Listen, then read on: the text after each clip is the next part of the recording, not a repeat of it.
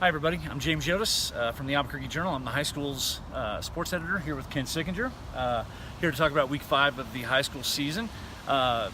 Starts off a little bit slow this week. We got one game on Thursday, which is Albuquerque High and El Dorado, and we should probably mention that Albuquerque High had a tremendous win over Del Norte last week, scoring with 28 seconds left with a 2-point conversion to beat your alma mater, Del Norte, 28-27. I know that had to hurt. It absolutely did, but I give the Bulldogs credit going for 2 at the end. I do too. I like it. That's the way to do it. As we think about Friday night this week, the key game is at Cleveland High School in Rio Rancho. Artesia is coming up to play the Storm on Friday night. Artesia's won 2 in a row since they dropped their first 2. Cleveland's ranked number 1 in Class 6A. They're 4-0. This is going to be an interesting matchup. Cleveland has the great running game, but they haven't been forced to throw it much in this 4-0 start, and that they might have to do a bit more than that on Friday. Well, I would have to think that Artesia will score some points because they always do off just about everybody. But boy, stopping that Cleveland running game, that's a task. No one's come close. Right. And Dorian Lewis, the kid we're talking about from Cleveland, ran for $170 last week against Mayfield, so he's at close to 800 yards through the first 4 weeks already. So he actually close to 900 yards through the first 4 weeks. So he is well on his way to a 2,500 yard plus season. Artesia is going to have its hands full with him. Plus, we just love the matchup of Artesia coming up here to play the good 6A teams. We wish they did that more often. I know you agree with me. Yeah, those games are always just fun to watch. Plus, it gives us a look at Artesia, which is always nice to get. Right. I wanted to talk about a couple of 4-0 teams that are involved in games involving Metro teams this week. One is Bernalillo, which is 4-0 for the first time in its history. They are having a road game at Santa Fe on Friday night. The other one is Santa Teresa, which is the only undefeated, untied team in 5A, shockingly enough.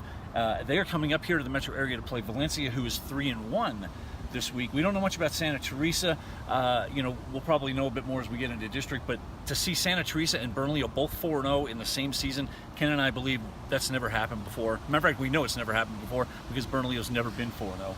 Right, there's a discussion that we never expected to have, but yeah, both of them are playing great. Give them a lot of credit. And I'll just go on record right now, Santa Fe over Bernalillo is my upset pick this week. I don't know how smart that is, but I got to roll the dice with somebody this week, so we'll see. And Bernalillo, as great a start as this is, they still haven't been tested against a team their size or bigger in terms of classification, so this will be a first attempt for Bernalillo in that respect. The Saturday schedule this week is actually the most interesting for Metro games. There are 3 really interesting games on Saturday, starting with Bloomfield and Hope Christian at noon at Milne Stadium. Bloomfield, I think, is ranked number 5 in 4A. Hope Christian is 4-0. They're undefeated and the number 1 team in 3A. Right, and it's one of the few tests that Hope has really had in this preseason, so it's going to be interesting to see how they stand up. Yeah, that Hope defense has only given up 3 points in 4 games total. And those 3 were in the first game of the year against Portales. So they're working on 3 straight shutouts. It's been a very impressive, very physical team.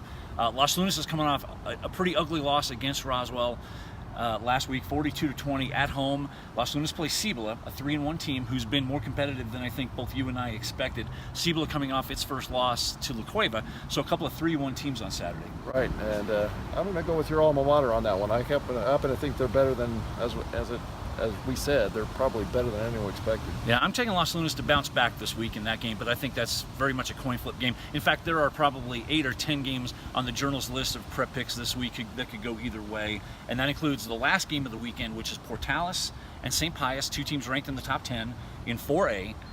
Pius is coming off a good win last week. Portales had that early loss to Hope at home.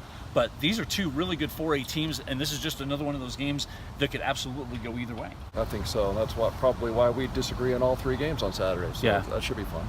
Now, on a secondary note, I will apologize. My picks continue to be far below my standard. I apologize for that. Ken's has not been much better than mine. So we're hoping this is going to be a good week, but there are a lot of close, tight games on the board this week, including Carlsbad Mayfield as the Bradley brothers Gary and Mike get together. District 3-6A starts their district play this week because it's a 17 district, so they don't have much time to get started, in the non-district moving into district, so they all move into their district games this week. The metro area districts will start moving into their league play in the next week or two.